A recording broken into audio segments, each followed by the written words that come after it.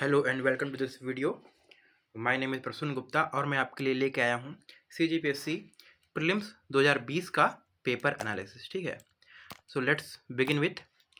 इससे पहले हमने 2021 और 2022 का एनालिसिस ऑलरेडी कर चुका है, तो उसका मैं आपको लिंक दे दूंगा, तो आप वहाँ से भी उसको देख लेंगे और उसके बाद इसको देखें, या फिर ये वाला वीडियो देख के आप उसको वापस दोबारा देख सकते हैं। ठीक है, तो पहले तो जानते हैं कि पेपर एनालिसिस करना ज़रूरी क्यों होता है, वो importance of old paper analysis. तो सबसे पहला इम्पोर्टेंट ये होता है हमारे सीजीपीएससी में, ये होता है कि जो पीवाईक्यू होता है, मतलब कि जो प्रीवियस ईयर क्वेश्चन होता है वो एज इट इज़ रिपीट हो जाता है। मैं आपको ये वाला पेपर एनालाइज करके दिखाऊंगा कि कौन कौन से क्वेश्चन पुराने आए हुए हैं। ठीक है, दूसरा हमको क्या पता चलता है कि कैसे अटेम्प्ट करना है, how to attempt the question, how to attempt, आपका जो अप्रोच है उसको कैसे आपको उसको डील करना है, क्वेश्चन के आंसर तक पहुंचने का अप्रोच। जैसे कि जो 4 ऑप्शन होते हैं नॉर्मल वाले, उसमें तो कोई दिक्कत नहीं है, लेकिन जो स्टेटमेंट वाले आते हैं उसमें थोड़ा सा अप्रोच काम आता है, कैसे करना होता है। ठीक है, और उसके बाद हमको थोड़ा सा देख के पिछला पेपर ये भी कॉन्फिडेंस आता है, क्योंकि हमको पता है कि कटअप कितना गया है और कितने क्वेश्चन हमसे बन रहे हैं, तो उससे हमको ये समझ में आएगा कि हम को आगे वाले में कैसे अप्रोच करना है। ठीक है, मैं आपको पूरा सब कुछ बताऊंगा। ठीक है, और सबसे इम्पोर्टेंट लास्ट ये होता है इसका एनालिसिस करने का कि कोई भी जो टेस्ट सीरीज होता है ना, वो मेन पेपर को मैच नहीं कर सकता है। तो जो मेन पेपर होता है उसका जो जो थीम है, वहाँ से जो क्वेश्चन आ रहे हैं, वो कोई भी टेस्ट सीरीज आपको उसको रिप्लिकेट नहीं कर पाएगा। तो अगर आप ओल्ड क्वेश्चन पेपर को बार बार देख रहे हो, वो आपके लिए ज़्यादा बेनिफिशियल है बाकायदे कि आप टेस्ट सीरीज ज़्यादा लगाओ। ठीक है, टेस्ट सीरीज में ऐसा होता है कि आप लगाओ, आपका प्रैक्टिस हो रहा है, लेकिन आपको ओल्ड पेपर देखना भी बहुत बहुत इंपॉर्टेंट है।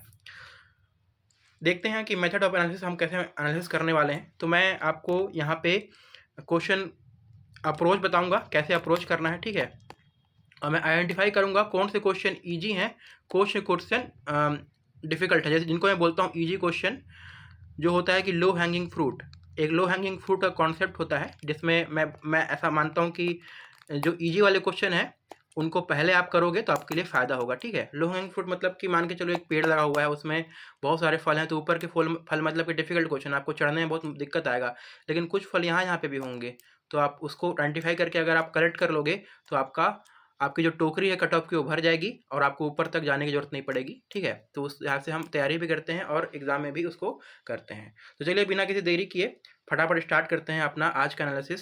और इसमें मैं थोड़ा सा जो इजी क्वेश्चन है उसमें ज़्यादा कम टाइम दूंगा, क्योंकि आप लोग सभी का समय भी बहुत इंपॉर्टेंट है। ठीक है, और बाकी जो डिफ़िकल्ट क्वेश्चन है उसमें कैसे उसको डील करना है, करना है तो कैसे करना है, छोड़ना है तो कैसे छोड़ना है, उसके लिए भी बताएंगे। ठीक है, चलिए स्टार्ट करते हैं। पहला क्वेश्चन है, हलषष्ठी त्यौहार क्यों मनाया जाता है? वेरी वेरी इजी क्वेश्चन, और बहुत ज़्यादा इसमें कोई दिमाग लगाने वाली बात नहीं है। ठीक है, बहुत इजी क्वेश्चन है ये। मैं मानता हूँ बहुत सारे इजी क्वेश्चन इस पेपर में आए थे, हालांकि लोग डिफिकल्ट बोलते हैं। तो क्या है कि जो क्वेश्चन इजी रहेगा उसमें मैं सर्कल करूँगा। ठीक है, तो इसमें मैं सर्कल कर देता हूँ, ताकि हमको पता चले, लास्ट में काउंट कर लेंगे हम कि कितने क्वेश्चन इजी हैं और हमारा इजी क्वेश्चन से कटअप क्लियर हो रहा है कि नहीं। ठीक है, और इस पेपर का कटअप कितना था? जनरल का 104 था, ओबीसी का 102 था, और बाकी जो कैटेगरीज थे उनकी उसके फर्दर 2 डिजिट्स में नीचे 90 20 80 80 के आसपास। ठीक है, तो इसको ध्यान रखेंगे और हम देखते हैं कि हम इसको कैसे अप्रोच करते हैं। 104 हमारा टारगेट रहेगा। ठीक है, यूआर वाला कट ऑफ देखते हैं। तो हल षष्ठी त्यौहार क्यों माना जाता है? वेरी इजी, पुत्र की दीर्घायु के लिए। आपके फैमिली वगैरह में भी इसको मनाते ही होंगे लोग, सबके माताएं जो रहती हैं वो पास रहती हैं। ठीक है, व्रत रखती हैं। ठीक है, तो पुत्र की दीर्घायु की कामना करते हुए हलषष्ठी त्यौहार मनाया जाता है। बहुत फेमस है, बहुत इजी है, सारे बुक्स में दिया हुआ है। अगला है even more easier, Raut Nacha कब चालू हुआ था? 1978। Very easy, option D is the correct answer. जो क्वेश्चन नंबर 3 है, ये एक्चुअली थोड़ा पहले इजी लग रहा था, लेकिन इतना इजी नहीं था, क्योंकि क्या हुआ था, देवरोरी व्यंजन की बात की गई थी और पूछा गया था कि देवरोरी व्यंजन छत्तीसगढ़ में कब बनाया जाता है।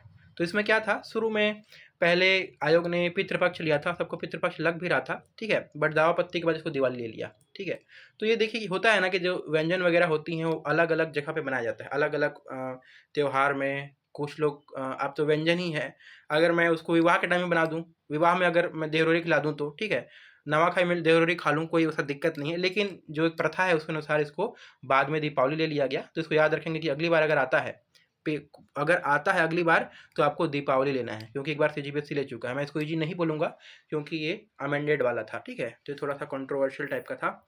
और देखिए ये जो 1978 राउत नाचा है, ये सब वाला रिपीट क्वेश्चन है, तो इसलिए कितना इंपॉर्टेंट होता है प्रीवियस ईयर क्वेश्चन को लगाना। अगला करंट का क्वेश्चन वेरी वेरी इजी, क्योंकि उस टाइम पे सबको पता था, जिन्होंने भी परेड देखी होगी गणतंत्र दिवस की 2020 की, दिल्ली के राजपथ पर छत्तीसगढ़ पूछा है कि छत्तीसगढ़ गणतंत्र दिवस परेड 2020 में दिल्ली राजपथ पर छत्तीसगढ़ की झांकी में किस लोक नृत्य की प्रस्तुति की गई थी, ठीक है। इसको आपको याद बिल्कुल भी नहीं करना है, क्योंकि पुराना फैक्ट है, करंट का फैक्ट है, इसका सही आंसर कक्सार था, लेकिन वहाँ पे मोस्टली सबको पता ही था, क्योंकि उस टाइम पे काफ़ी फेमस हुआ था, क्योंकि यहाँ की जो संस्कृति है उसका प्रदर्शन हुआ था, और ऐसा जनरली करंट वगैरह में भी दिया रहता है, ठीक है, इसलिए मैं इसको ईजी मानूंगा। आपका अगला है कि निम्नलिखित पेय पदार्थों में से कौन सा जनजातीय पेय पदार्थ नहीं है। तो आपका कुसमा, हड़िया, ताड़ी जो है वो आपका पेय पदार्थ है, हम इसको सारे बुक्स में पढ़ते हैं, लेकिन जो धेरसा है वो आपका पेय पदार्थ नहीं है, क्योंकि धेरसा क्या होता है कि जो खेत के ले जाने के लिए जो कच्चा मार्ग होता है उसको धेरसा बोलते हैं। तो आपका इसको भी मैं ईजी मान के सर्कल करूंगा, ठीक है। ये वाला क्वेश्चन अगेन 2018 विधानसभा चुनाव में छत्तीसगढ़ की निर्वाचित महिला विधायकों को उनकी विधानसभा सीटों के साथ सम्मिलित करना था, ठीक है। तो this is again a very very easy question, but अभी इसको याद करने की जरूरत नहीं है। इसका सही आंसर आपका ऑप्शन ए था, ठीक है। आप ऐसे 2-3 को भी अगर वो कर दो, जैसे रश्मि सिंह है तखतपुर, ऐसा करके आप मिला दोगे, ठीक है। और आप जैसे कि इंदू बंजारे जी का पामगढ़ है, ऐसे मिला दोगे तो आपका आ जाएगा, ठीक है। हालांकि इसको बिल्कुल भी अभी दिमाग में रखना ही नहीं है, कन्फ्यूज हो जाओगे, पूरा बदल गया है, नया वाला को याद रखना है। तो इससे हमको ये भी सीखने को मिलता है कि हमको क्या क्या किस डायरेक्शन में तैयारी करनी है। अब हमको जितने भी फीमेल हैं, जितने भी महिलाएं हैं, उनकी कंस्टिट्यूएंसी याद करनी है, रटनी है। इस बार शायद 19 हैं, तो 19 को आपको एकदम से रटना है। ये भी बहुत इजी क्वेश्चन है, क्योंकि ये भी करंट अफेयर की बुकलेट में भी दिया हुआ था, और उस टाइम पे ताज़ा ताज़ा इलेक्शन हुआ था उस टाइम पे, हालांकि 1-2 साल बाद का है, बट फिर भी देते रहता है, सब इंपॉर्टेंट है, ठीक है, फीमेल वाला। और इसमें 1-2 लोग फेमस भी थे, जैसे रश्मि सिंह वगैरह, ममता चंद्राकर भी फेमस थे काफ़ी, ठीक है। तो उसमें इससे आपको आराम से ये क्वेश्चन बनता था, इसलिए मैं इसको सर्कल करके ईजी बोलूँगा। अगला चलते हैं, आपका ये वाला बिल्कुल ईजी है। छत्तीसगढ़ के इतिहास में निम्नलिखित घटनाओं पर विचार कीजिए। तो इनकी घटनाओं का आपको अगर डेट याद है, इंपॉर्टेंट घटना, जैसे कि ये वाला है हल्बा विद्रोह है, क्या 1774 है, ठीक है। वैसे अगर आप सारे का डेट लिख दोगे, ये बहुत इजी क्वेश्चन चीज़ें हैं, जैसे मौर्य विद्रोह वगैरह 1876, रतनपुर की स्थापना, ये सब जो डेट हैं बहुत इजी डेट हैं, सबको याद रहता है। तो इसमें आप देखेंगे कि जो सबसे पुराना डेट है वो सबसे पहले आएगा, और सबसे पुराना डेट कौन सा है, ये वाला नंबर है 6, रतनपुर की स्थापना। तो देखिए 6 यहाँ पे है, यहाँ पे नहीं है, तो ऑब्वियसली आपको बाकी के देखने की जरूरत ही नहीं है, लेकिन आप देखोगे ना तो सही से मैच होता है। तो इसको भी मैं ईजी बोलूँगा, क्योंकि इसमें कालक्रम के अनुसार बहुत दूर दूर के कालक्रम है। देखिए एक 1050 का दे रहा है, ठीक है। उसके बाद दूसरा नंबर कौन सा है, चौथा में है आपका छत्तीसगढ़ में मराठों का आक्रमण 1741 का, मतलब 700 साल पीछे का है। तो इसको जिसको डेट एग्जैक्ट नहीं पता है वो भी पता जान जाएगा कि रतनपुर की स्थापना पहले हुई थी, ठीक है। बाकी हर जगह दिया भी हुआ है। आगे चलते हैं, आपका अगला कि बस्तर का मुक्ति संग्राम, महान मुक्ति संग्राम किसको बोलते हैं, उसको बोलते हैं, इसको मत देखिएगा, ये गलत है। इसका है आपका लिंगागिरी विद्रोह, ठीक है। तो आपको समझ में आ गया कि जो एक टैगलाइन वगैरह दिया रहता है, जैसे लिंगागिरी विद्रोह आपके बुक में पढ़ेंगे तो वहाँ पे आपके सामने में लिखा रहेगा बस्तर का मुक्ति संग्राम, महान मुक्ति संग्राम। तो नोट से आया है, बेसिक नोट से आया है, बार बार क्वेश्चन आया है, इसलिए भी ईजी क्वेश्चन है, ठीक है। आगे चलते हैं, आपका बोझघाट परियोजना। ये वाला क्वेश्चन देख के थोड़ा डिफिकल्ट लग रहा था, लेकिन ये बहुत इजी था, क्योंकि करंट अफेयर के बुकलेट में दिया हुआ था। उस टाइम जस्ट इसके बारे में कुछ डिसीजन लिए गए थे, इसलिए क्वेश्चन भी इजी था। करंट का क्वेश्चन है, ठीक है, अब तो सारे बुक में छप गया है। बोधघाट परियोजना से संबंधित निम्नलिखित कथनों पर विचार कीजिए। पहला है, यह इंद्रावती पर नदी है, बिल्कुल सही। इस योजना से लाभ पाने वाले जिले दंतेवाड़ा, सुकमा, बीजापुर होंगे, बिल्कुल सही है। इस परियोजना से प्रस्तावित सिंचाई क्षमता 3,66,580 हेक्टेयर है, ठीक है, बिल्कुल सही। इस परियोजना से प्रस्तावित विद्युत उत्पादन क्षमता 300 मेगावाट है, ठीक है। तो ये चारों कथन अगर सही हैं तो मेरा आंसर क्या हो जाएगा, सभी चारों कथन सही हैं। तो इसको भी मैं ईजी में लूँगा, क्योंकि उस टाइम का लिए बहुत ईजी था, अभी भी लोग पढ़ते हैं। और मैं इसको यहाँ पे आपको एक चीज़ के लिए ध्यान आकर्षित करना चाहूँगा। लोग देखते हैं ना कि बोधघाट परियोजना से क्वेश्चन आया था और उससे डीप पूछा था कि लाभान्वित जिले, उसका एरिया और उसका विद्युत उत्पादन क्षमता। हालांकि ये सब तो इम्पोर्टेंट है, लेकिन लाभान्वित जिले आप अगर देखोगे ना तो आप जैसे कि सबका अगर करने बैठ जाओगे, जैसे जितने भी सीकासार हैं, ये है मिनी माता है, केलो है, सबका अगर ऐसी लाभान्वित जिला बनाने बैठ जाओगे तो आपको बहुत डिफिकल्टी आएगा और उतना करने की ज़रूरत नहीं है। ये वाला इसलिए आया था क्योंकि उस टाइम का ये करंट था। जो चीज़ हाइलाइटेड रहता है जनरली वही आता है। अब जैसे केलो है वो हाइलाइटेड नहीं है अभी, तो उसका आपको सबको याद करने का बेनिफिट नहीं है। बेसिक बेसिक पहले कर लो, अगर सब कुछ हो जाता है तो भी आपको उस ये सब करना है। आपको मिसगाइड नहीं होना है, थोड़ा सा रैशनली सोचना है, दिमाग लगाना है। वो मैं आपको इसलिए मैं आपको एनालिसिस कराता हूँ यहाँ पे, मैं आपको बताता हूँ कैसे क्वेश्चन कहाँ से आया था। ये क्वेश्चन उस टाइम पे इसके लिए डिसीजन लिया गया था। ये सब करंट अफेयर बुकलेट में वहाँ उस टाइम ताज़ा ताज़ा छपा हुआ था, इसलिए वाला क्वेश्चन आया था। ठीक है, आपका अगला क्या है, मांदर। ठीक है, मांदर किस वर्ग का वाद्य यंत्र है, तो इसका क्या आंसर क्या होगा, विदत। ठीक है, तो तत् मतलब कि जो स्ट्रिंग वाला होता है, विदत मतलब कि जिसको आघात करके बजाया जाता है, सुशिर मतलब कि फूंक के, घन मतलब कि जो होता है कि धातु या काष्ठ वगैरह। ठीक है, तो आप इसको अगर आपको इस चीज़ का मतलब भी नहीं समझ रहे हो ना, तो आप तत् वाले, विदत वाले, घन वाले, सुशिर वाले के चीज़ों को याद कर लो, आपके बुक में दिया रहेगा, उससे आपका काम बन जाएगा। ये भी बार बार क्वेश्चन आता है और it is also a very very easy question, सभी से बना होगा।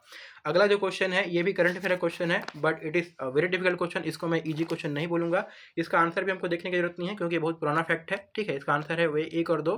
क्या हुआ था कि नेशनल ट्रेनिंग कैंप के लिए कुछ लोगों को भेजा गया था, 2 खिलाड़ी को छत्तीसगढ़ से नेशनल ट्रेनिंग कैंप में, जिनका सिलेक्शन हुआ था। उन लोग कौन थे, नितिन कुमार नेता, वेद कुमार और नारायण साहू। बहुत ओल्ड फैक्ट है, याद करने की जरूरत नहीं है, लेकिन आपको इतना याद रखना है कि इस टाइप का कुछ नेशनल लेवल पे कुछ हो रहा है तो उसको आपको ध्यान रखना है। मैं इसको फिर भी अगेन ईजी नहीं बोलूँगा क्योंकि ये बहुत ही डीप पूछा गया था। ठीक है, आपका अगला क्वेश्चन है, चितवा डोंगरी के शैल चित्रों की खोज सर्वप्रथम किसने की थी। इसका सही उत्तर है आपका भगवान सिंह बघेल एंड रमेंद्र नाथ मिश्र। ये भी इजी था, लेकिन इसको मैं मॉडरेट लेवल पर मानता हूँ क्योंकि 2-3 जो भगवान सिंह बघेल यहाँ पे दिया हुआ है। ठीक है, तो आपको इसमें कंफ्यूज होने के चांसेस हैं, इसलिए मैं इसको ईजी लो हैंगिंग फ्रूट जो हम बोलते हैं उसमें काउंट नहीं करूँगा। ठीक है, इसलिए मैं इसको सर्कल नहीं कर रहा हूँ। आगे चलते हैं, अगला देखते हैं, चकमक अभियान एवं सजग अभियान। ये वाला सारे करंट अफेयर के बुक्स में नहीं दिया था, ये टूटेजा की जो लास्ट वाले में आई थी उसमें दिया हुआ था। बहुत लोग बनाए थे, हालांकि इसका जो सही उत्तर है महिला एवं बाल विकास विभाग है। ठीक है, फिर भी मैं इसको मॉडरेट मान के चलूँगा। आप थोड़ा बहुत पढ़े हैं तो बना सकते हैं करंट अफेयर को अच्छे से, लेकिन ईजी तो बिल्कुल भी नहीं है, एकदम से ईजी नहीं है। ठीक है, आपका अगला है ये वाला जो क्वेश्चन कंट्रोवर्सी है, कंट्रोवर्सी वाला क्वेश्चन को इसमें क्या हुआ था कि पहले इसमें क्या पूछा गया है, कथनों को पढ़ें तथा सही विकल्प को चुनिए। कांगेर घाटी एक राष्ट्रीय उद्यान है, वेरी इजी एंड सही स्टेटमेंट है। दूसरा कि कांगेर घाटी एक जीवमंडल संरक्षण क्षेत्र बायोस्फीयर रिजर्व नहीं है। ठीक है, अभी ये नहीं है, पहले था बट करंट में नहीं है, तो ये भी स्टेटमेंट सही होना चाहिए। लेकिन जो आंसर लिया है वो क्या ले लिया है, अमेंडमेंट करके इसको ले लिया है कि 2 को गलत ले दिया है, ऑप्शन सी को सही लिया है। 1 और 3 सही है लेकिन 2 गलत है। अगर आप 2 को गलत बोल रहे हो मतलब मान रहे हो कि बायोस्फीयर रिजर्व है, तो इसलिए बहुत कंट्रोवर्सी हुई थी, इसमें हाईकोर्ट तक भी मैटर गया था, लेकिन इसमें कोई चेंजेस नहीं हुए।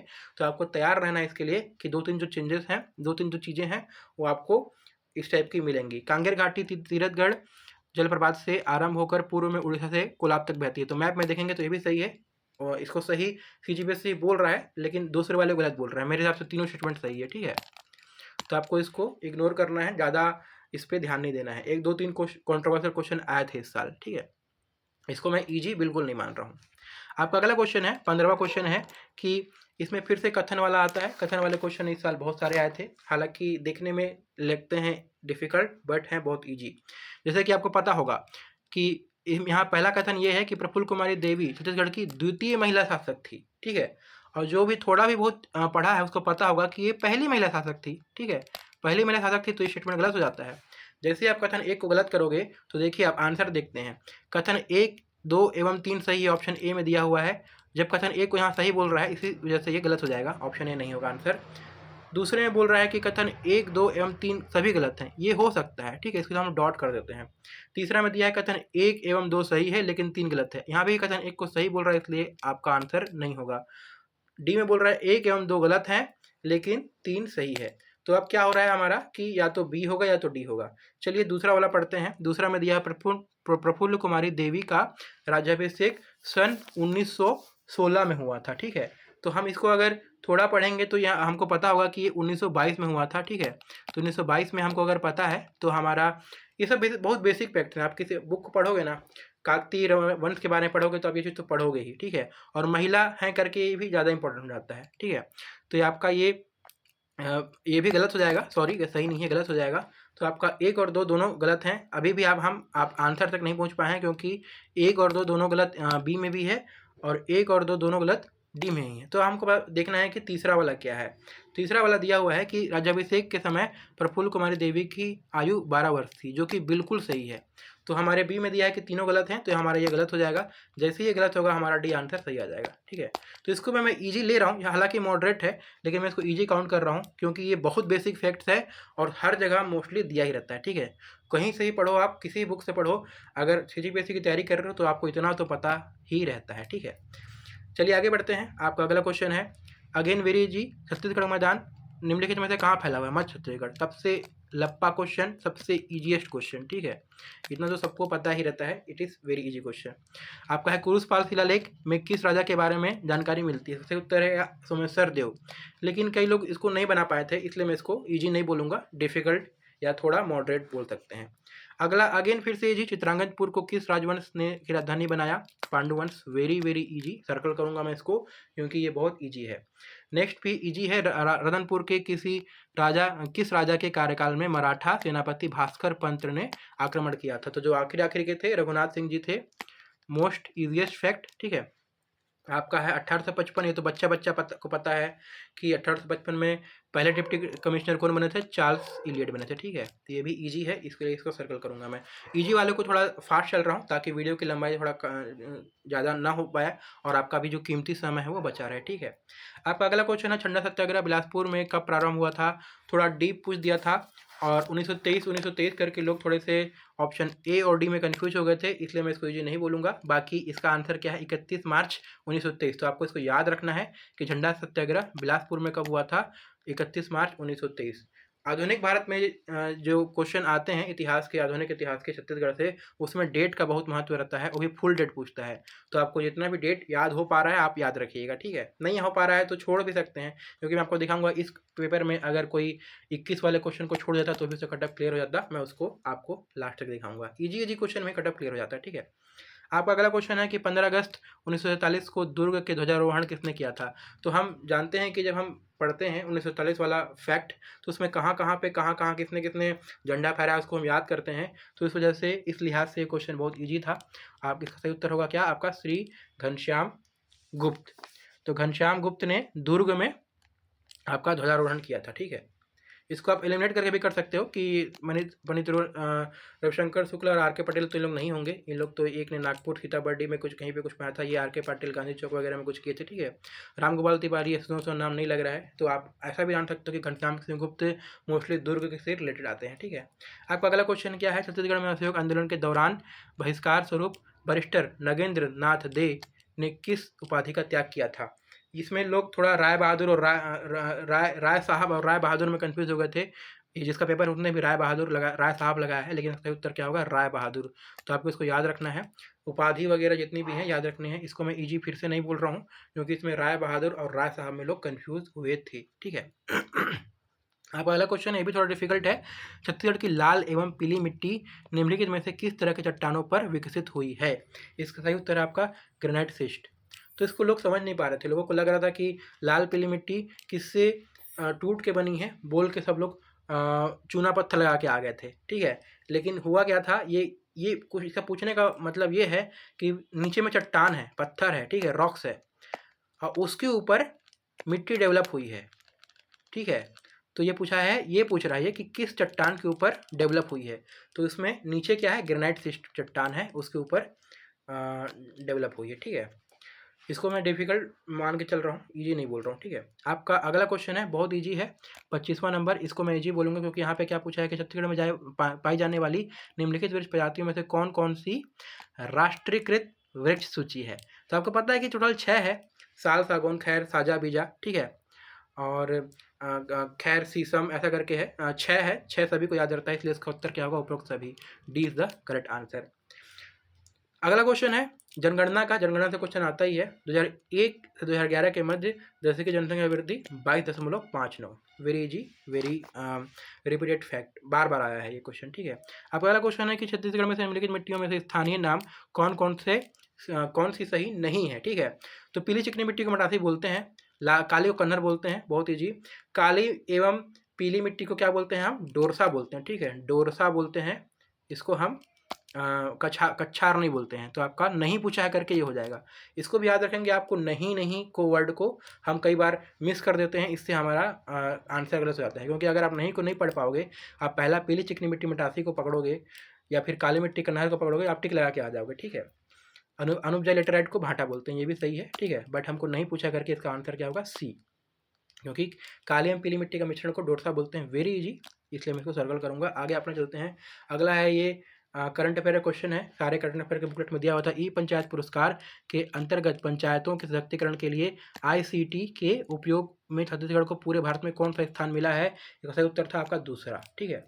तो इसको याद करना भी आपको बिल्कुल नहीं है, लेकिन आपको ये याद रखना है कि जो भी अवार्ड वगैरह मिलेगा नेशनल लेवल पे छत्तीसगढ़ को, वो आपको याद करना है। इसके लिए कहीं हाथ पाँव नहीं मारना है। आपका जो भी मैगजीन आएगा करंट का, जैसे कि आपका क्या क्या आता है, अर्जुना आता है, टुटेजा आता है, बीके नायक आता है, जो आपका फेवरेट है, जो आपको पसंदीदा है, उसको आप पढ़ सकते हैं, ठीक है। और उसी से मोस्टली सब में एक ही चीज़ दिया रहता है और उसी से चीज़ें आ जाती हैं।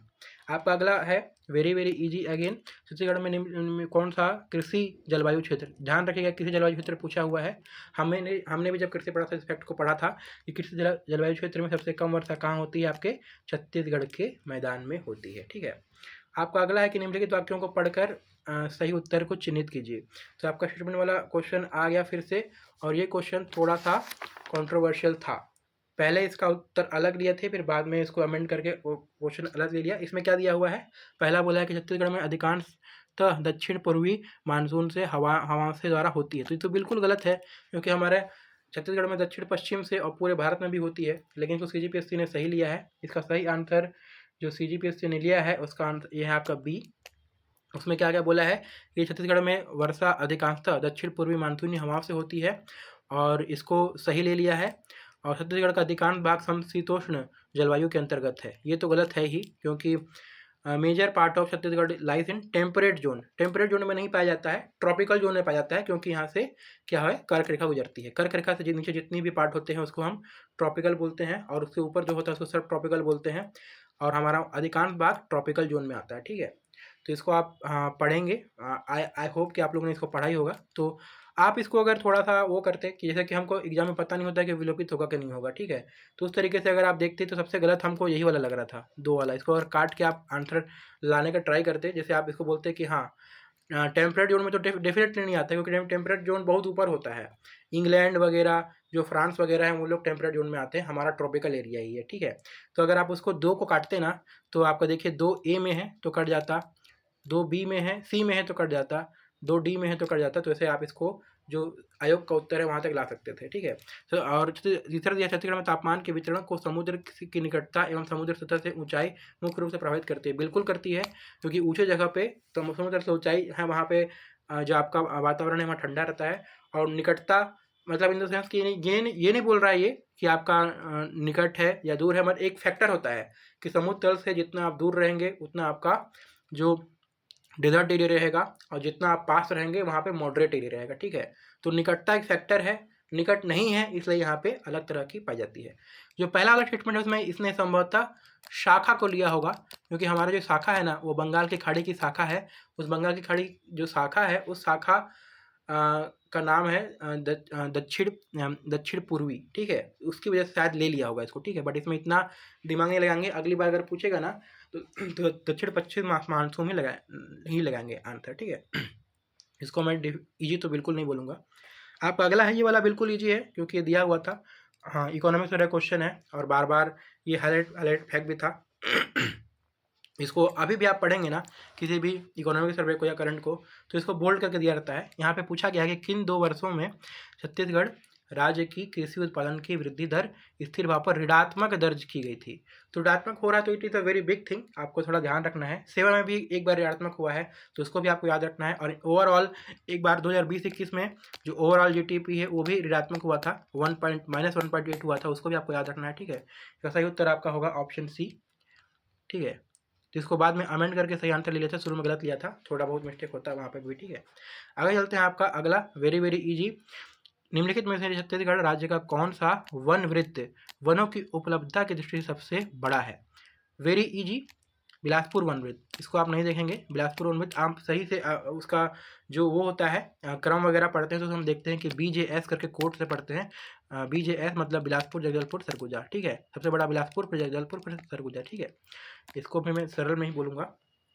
इकलामा लॉ एस्क, ये नाम वाले जो आते हैं, इकलामा, चलिकलामा, ये सब हर लॉ एस्क के लिए सेंधु मुड़ा और ऐसा कर करके बहुत सारे नाम होते हैं, ठीक है। छिपन, गरही छिपन, तो आपको नाम के साथ उनके जो वहाँ पे अयस्क मिल रहा है, अयस्क को भी याद रखना है और उनके जिला को भी याद रखना है, ठीक है।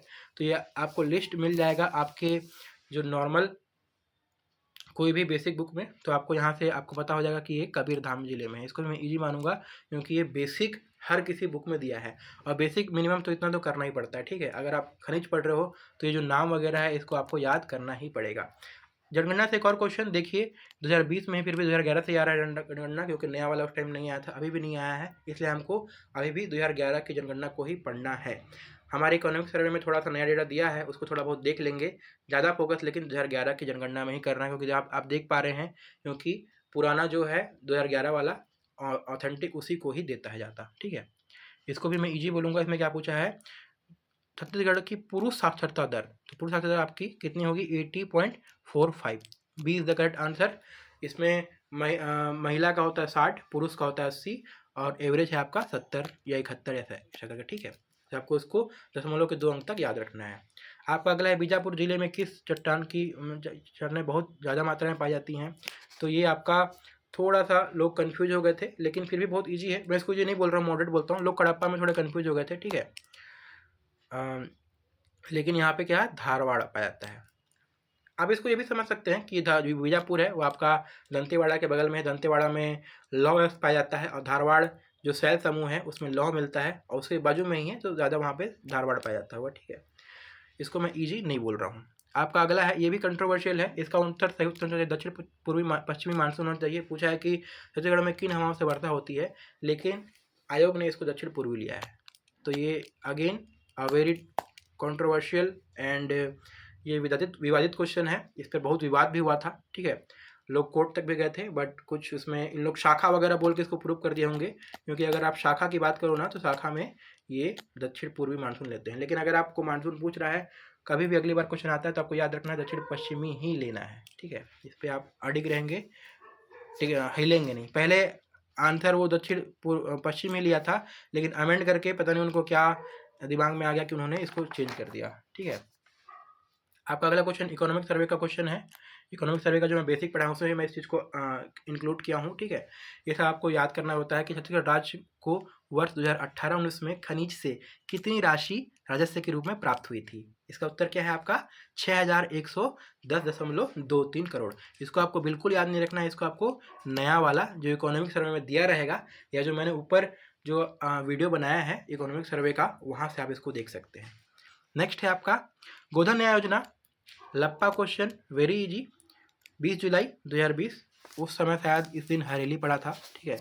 और ये उस समय का एकदम हाईलाइटेड, एकदम फेवरेट क्वेश्चन था, बहुत सारे व्यापम वगैरह ही पूछ रहा था, ठीक है। पहले भी आया था जोड़ी बनाने के लिए, तो इसलिए प्रीवियस क्वेश्चन इंपॉर्टेंट है। इससे पहले शायद जोड़ी वोड़ी बनाने के लिए किसी ने पूछ दिया था इंजीनियरिंग वगैरह में, और फिर यहाँ पे इसको दोबारा रिपीट कर दिया। अगेन वेरी इजी, नरवा गरवा गुरवा बाड़ी एला बचाना संगवारी, फ्लेक्सी स्कीम पिछले सरकार का, बहुत फेमस सुराजी गांव योजना, ठीक है। इससे भी आया था मेंस वगैरह में, बहुत बार आया था क्वेश्चन, ठीक है। सुराजी गांव योजना is the correct answer and one of the easiest question of the paper. Chhattisgarh में राज्य में वर्तमान में कितनी कृषि उपज मंडियां हैं? 69, वेरी इजी। उप मंडियों से कंफ्यूज नहीं करेंगे, उप मंडी 118 है, उसको भी याद रखेंगे, लेकिन उपज मंडी कितनी है आपका? 69। आपका अगला है, ग्रीष्म ऋतु में चलने वाली हवाएं, लू, वेरी इजी। आम बोल चाला ही बोलते हैं कि बाहर मत जाओ लू लग जाएगा, ठीक है। ढुकू विवाह किस जनजाति में? कोरवा जनजाति से क्वेश्चन आ गया। जनजाति से क्वेश्चन मैंने आपको पहले ही बताया था, बहुत इजी आते हैं। देखिए बहुत डिफिकल्ट वाला पेपर मानते हैं इसको, बट फिर भी इसमें जनजाति के क्वेश्चन इजी ही आते हैं। छत्तीसगढ़ लोक साहित्य का अध्ययन दयाशंकर शुक्ल, इसको बहुत लोग विनय पुकार पाठक मार दिए थे, ठीक है, इसलिए मैं इसको इजी नहीं बोलूँगा, मॉडरेट बोलूँगा, ठीक है। लेकिन आपको याद रखना है छत्तीसगढ़ लोक साहित्य का अध्ययन किसने किया था? आपका दयाशंकर शुक्ल जी ने किया था, ठीक है। आपका अगला है बहुरा चौथ, वेरी इजी। बहुरा चौथ पर्व, हम सारे पर्व का डेट याद रखते हैं, आपको बिल्कुल याद रखना है। इसका सही उत्तर क्या है आपका? भादो शुक्ल चतुर्थी, ठीक है, ऑप्शन बी। पहले आयोग ने ए लिया था, बाद में उसका अपडेट करके सही उत्तर भादो शुक्ल चतुर्थी किया था, ठीक है, इसको याद रखिएगा, बहुत इंपॉर्टेंट है। अगेन आपका जनजाति का आ गया, वेरी इजी, खमस्वांग कोरकू। खमस्वांग किस जनजाति द्वारा किया था? कोरकू के द्वारा। अगला है आपका गीतियोना, युवा गृह, हम युवा जो गृह होती है उसको हम लिस्ट बना के याद करते हैं कि आपका भूइयाँ का रंगभंग है, और आपका जो सबसे घोटुल है वो मुरिया का है, ठीक है। तो जो गीतियोना है इसका आपका बिरहोर का है। Very very easy fact. आपका अगला है भरथरी गायन, कौन करती हैं? किसके लिए भरथरी गायन के लिए कौन प्रसिद्ध है? Surujbai Khande. Very easy, again circle करता हूँ मैं। लोक राजाओं का लोकगीतों का राजा ददरिया, जगन्नाथ प्रसाद भानु। ये जो क्वेश्चन है जगन्नाथ प्रसाद भानु की प्रथम कृति, ये कम से कम मतलब मान के चलिए अनगिनत बार रिपीट हो चुका है। छंद प्रभाकर, वेरी वेरी इजी, इसको आप पढ़ेंगे तो आप बार बार किसी भी बुक उसमें पढ़ेंगे, आपके टेस्ट सीरीज में ही बार बार पूछ रहा होगा, ठीक है, क्योंकि ये रिपीट क्वेश्चन है। आपका अगला क्वेश्चन है कि छत्तीसगढ़ की सरगुजा में कौन से जनजाति धातु मूर्ति कला का कार्य करती है? इसका उत्तर होगा आपका मलार। ये भी इजी है, बट मैं इसको इजी नहीं मानूंगा, लोग थोड़े से कन्फ्यूज हो गए थे, ठीक है। सरगुजा में कौन सी जाति धातु मूर्ति कला का कार्य करती है? तो ऐसे ही आपको ये सब चीज़ों को याद रखना है। छत्तीसगढ़ आपको देख लिया मोस्टली इजी आता है, इस बार भी मेरा अनुमान है कि इजी ही आएगा, क्योंकि सरकार चेंज हो चुकी है और 2018 से पहले पेपर इजी ही आता था, तो उसी लेवल पे उसी दर्ज पे क्वेश्चन आने वाला है। लेकिन आपको ये भी ध्यान रखना है कि पेपर इजी हो रहा है तो ये अच्छी बात नहीं है, क्योंकि कट ऑफ बहुत ऊपर जाने वाला है, तो आपको सिली मिस्टेक्स नहीं करना है। इजी वाले क्वेश्चन तो गलत करने हैं, जैसे कि दरिया वगैरह है, इसको आप गलती से भी वो मत करिएगा। ये सब क्वेश्चन को गलत नहीं करने का एक ही है, क्वेश्चन को ध्यान से पढ़िए, 2 बार पढ़िए, कहीं पे नहीं वगैरह लिखा है उसको देख लीजिए, नहीं लिखा है कि नहीं लिखा है, ठीक है। एक तरीका मैं जो अपनाता हूँ, जैसे कि मैं ना जो कीवर्ड होता है उसको ना मैं वो कहता हूँ, जैसे नहीं लिखा तो मैं उसको कोला कर लूँगा, ठीक है, पढ़ते टाइम ही, तो मेरे दिमाग में बैठा रहेगा, ठीक है, ताकि मैं जब बाद में भी अगर उसको लास्ट में भी रिव्यू कर रहा हूँ ना, टाइम कम बचा है तो मैं वो मेरे वो जो नहीं वर्ड है वो मिस ना हो, ठीक है। आगे बढ़ते हैं, हमारा अगला क्वेश्चन है। अब देखिए यहाँ का जो इंडिया का वाला पार्ट था वो थोड़ा सा डिफिकल्ट हो गया था, देखते हैं इसको कैसे बनाना होता है। तो इसमें कैबिनेट समितियों के संबंध में निम्नलिखित कथनों को पढ़िए तथा सही विकल्प को चुनिए, ठीक है। तो हमको अलग अलग कथन पढ़ने हैं। तो इसमें पहला दिया है cabinet committees are not mentioned in constitution, तो ये बिल्कुल सही है, क्योंकि कैबिनेट कमिटीज़ के बारे में नहीं दिया गया है, ये एक कन्वेंशन होता है, ठीक है।